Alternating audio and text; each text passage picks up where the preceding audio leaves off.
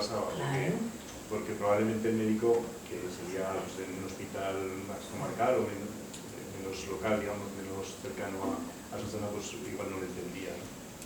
Es que quizá, pues bueno, un poco recogiendo también lo que decías, pues habría que partir de las necesidades de los hablantes y que ellos mismos pues también se organizaran más para sensibilizar a las indiferentes, ¿no? Porque son casos ciudadanos que están ahí, ¿no? ¿Sí? Sí.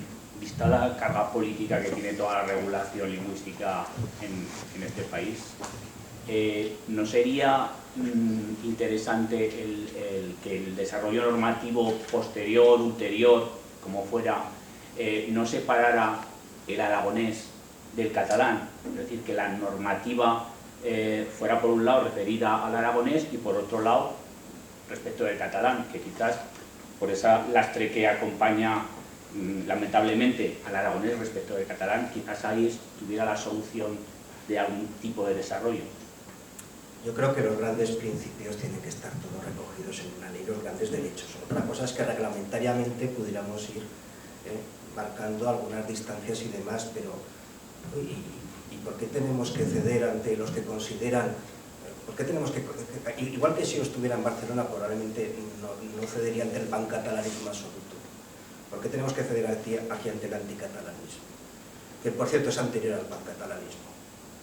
Antes de que llegara Tarradellas al balcón y dijera ya soca aquí, yo ya me escuché frases de, en fin, las sabemos, ¿no?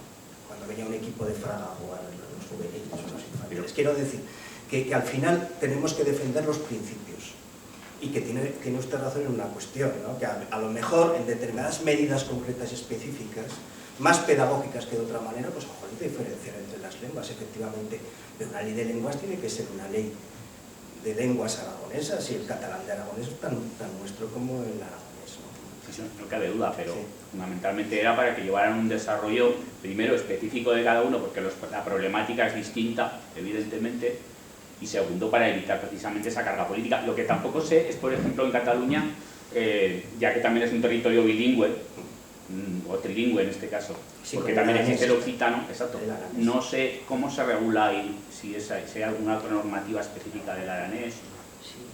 Sí, hay una normativa específica, de hecho, como bien ha definido, es trilingüe, castellano, catalán y aranés, cosa que ha popularizado el Gran Wyoming con esta canción última, ¿no? Pero que quiero decir que sí que existe el aranés como lengua reconocida específicamente, donde las instituciones del Valle de Arán hablan en su lengua sin ninguna dificultad y sin que eso produzca ninguna controversia, ¿no? Entonces, yo creo que sí que hay...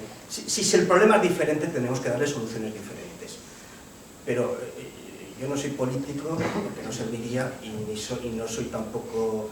en fin, sociólogo, y por lo tanto sí que el aragonés tiene unos problemas muy concretos, una lengua quizá, ojalá no, en riesgo de extinción, donde hay que adoptar unas medidas mucho más activas o proactivas de cara a su defensa, promoción, estudio, etcétera, y el catalán, bueno, aunque sea el catalán de Aragón y tenga sus peculiaridades, tenga sus singularidades, es un idioma que está anclado en una cuestión mucho más amplia y más defendida, ¿no? Propias instituciones catalanas. Bueno, si os parece, pasamos a la siguiente mesa porque se nos echa el tiempo encima y gracias, Ángel. Bueno, pues